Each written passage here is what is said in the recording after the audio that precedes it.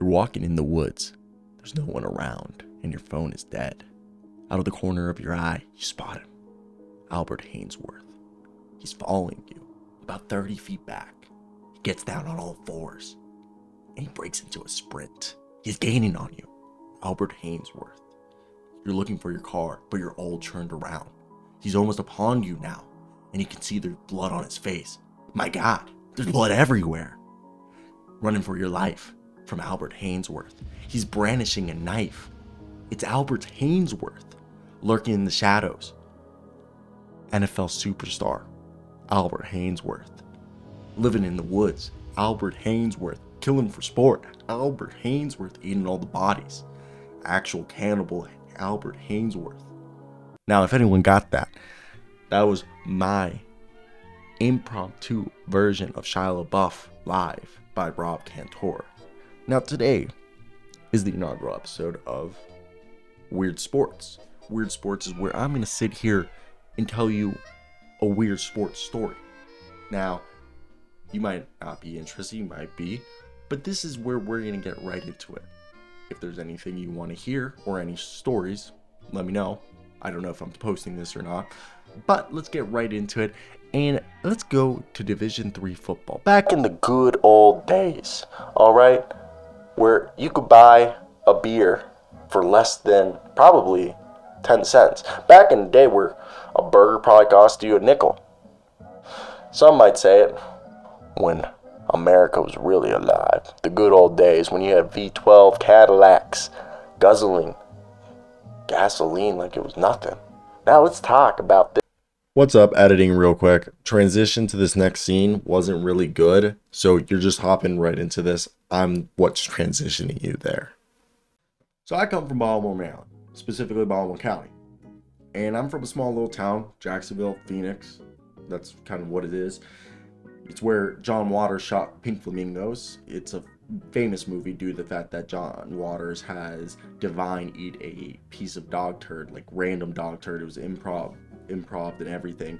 But I digress. That's not what we're talking about. Where I grew up, small little town, definitely a white plight little neighborhood. Mel Kiper Jr. was my neighbor, AJ Brunette Sr., the owner of Black & Decker, just to give you an idea. And there's a little college about 20 minutes northwest of me in Westminster County. And this school, it's actually in Westminster, it's called McDaniel's College. They have a long-term rivalry with Johns Hopkins. Johns Hopkins, as you guys know, is D3 and everything except lacrosse. They're D1 in lacrosse. I believe they've won like 25 of the last 50 national championships. But we're talking about an American college football rivalry. It goes back to the days when McDaniel used to be called Western Maryland College. Now, this is a fascinating story because Johns Hopkins and McDaniel play each other to this day. It is custom for them to play each other for the last game of the season. This past year, Johns Hopkins beat them 44-7. And typically, Johns Hopkins blows out McDaniel, as Johns Hopkins, is one of the best academic institutions. But this is one of the oldest rivalries in American college football, dating back to 1894. The McDaniel-Hopkins game have been played annually since 1947. And they've met like 100 times. Johns Hopkins won 60 out of them. 35 have gone to McDaniel, and 5 have gone to ties, with Johns Hopkins, on a 21-game win streak. But that's, again, not what we're talking about. For many decades in college football in Maryland, you would get a trophy for being the best university in Maryland. Up until 1942, Maryland Terrapins, aka the Terps, and Western Maryland was the biggest rivalry in the state. However, after World War II, Western Maryland decided not to play against larger schools and to play against their natural rivals. As such, a 1947 Western Maryland College and Johns Hopkins began this tradition of having their last game of the regular season played against each other. And this was back something that happened in 1947, but the reason why they chose it was back in 1946, they both joined the Mason-Dixon Conference as wanting to continue to play in the same conference football together. with that being said, if you guys don't know why it's called the Mason-Dixon, this is just me being a nerd, and I live 15 minutes away from the Mason-Dixon line. Mason-Dixon line is the line created in the Civil War to separate, as Maryland was a neutral state, because I believe our governor was a Southern sympathizer, but the people wanted to stay with the Union, so we decided to be a neutral, a buffer state. And the Mason-Dixon line was basically the line that divided the Union from the South. And I find that always interesting. I got a lot of stories about that. But the night before the 1947 game, there was a tradition started for many years. A tradition that I believe should be continued to this day. Why? Because we're soft, all right? We're soft now. People are... first off, Cyber really has that thing. Tyler Creator says it best. Look away from the screen, man. All right? I think it says best, Boys in the Hood? Where, is it Lawrence Fishburne who's the dad? I don't even know who the dad is in that movie. Either way, Ice Cube's dad always said, in the movie, instead of pulling out a gun, we fought with these. That seems like the best. At the end of the day, that's a better solution. Just punch somebody in the face and just have shooting them. But that's, again, we're getting torn away from this. We're going back to 1947, a better time. Not for women, because, obviously they didn't have rights and, civil rights off the... But when society was more lax about these things.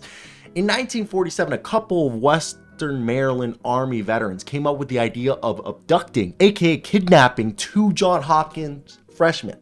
So, what they did was, they got some beautiful girls, two of them to be exact. They got a pair of broads, and they dressed them skankily clad for what 1947 would have associated with skankily clad. I assume that's showing a little bit of ankle. And they decided that these two girls would trick two 18-year-old Johns Hopkins freshmen into thinking that they were going to a party at Goucher where there would be women and beer. Now, if you guys do not know what Goucher is a private college, actually about 10 minutes away. It's one of the first schools to not to stop accepting SATs and to let you do a video essay. Yeah, and then, not even gonna get into it. I know a lot of people have actually played at Goucher, but they told these kids they were gonna go to Goucher. So when the girls led the Hopkins boys to the car, they were immediately tied up by some Western Maryland students. Then the two captured Johns Hopkins freshmen were brought out to the Western Maryland College pep rally before the football game, where their heads were shaved in front of the whole student body and they were properly humiliated. Then they were brought out to a dorm room where they were tied to a bed for, basically a full day, and were given as much beer and burgers as they wanted. How awesome is that? If this happened today, lawsuit. The kid's a vegan. He doesn't eat burgers. How could you feed him burgers? My son is gluten-free. There's wheat and beer. That's the type of society we live in today. I know, I'm avoiding the fact that they did kidnap the kids and shave their head. But that's all fun and dandy. Now, the next day during the game's halftime against Johns Hopkins, Western Maryland College brought out Johns Hopkins freshmen that they had abducted to midfield, where some Johns Hopkins football players took them back to the sideline. The game ended with a 14-14 tie. It was reported that the Hopkins freshmen were such good sports about it and they very much enjoyed it. Western Maryland College had the same thing done to them 10 years prior by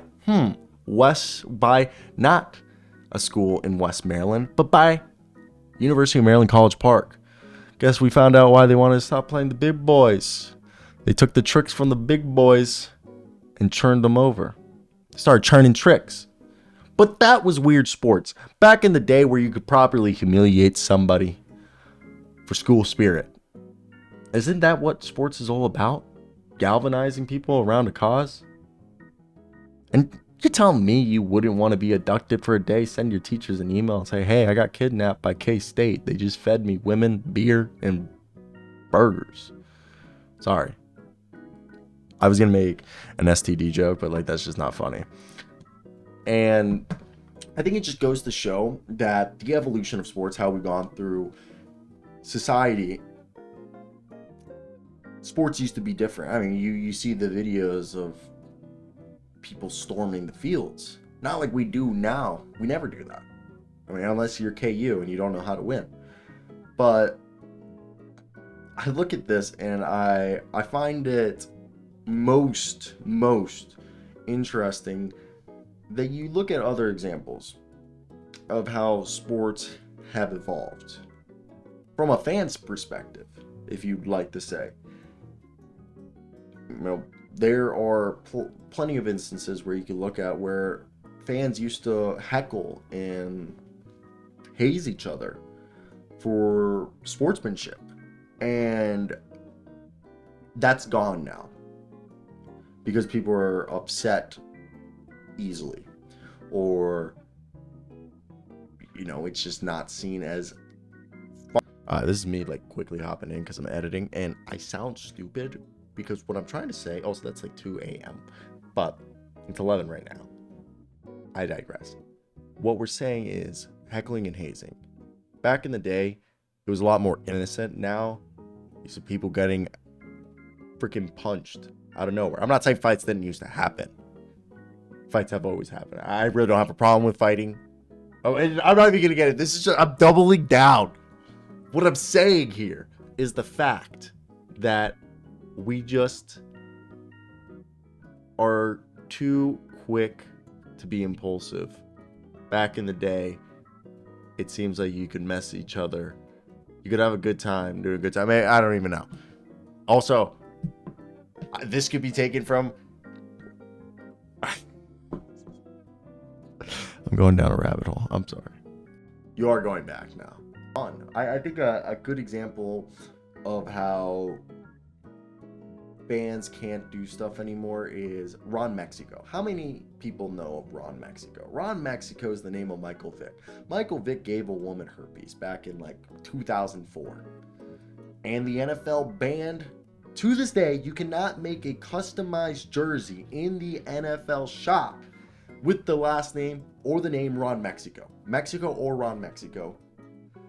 And that is because when Michael Vick was sued for giving a woman herpes without disclosing to her that he had genital herpes, he told the NFL I was getting treatment. He told the court that he was getting treatment. And they're like, well, there's no documents of you getting treatment. And he showed them that he did go get treatment. However, he never signed his name because he did not want people to know Michael Vick was getting treatment for herpes at this clinic.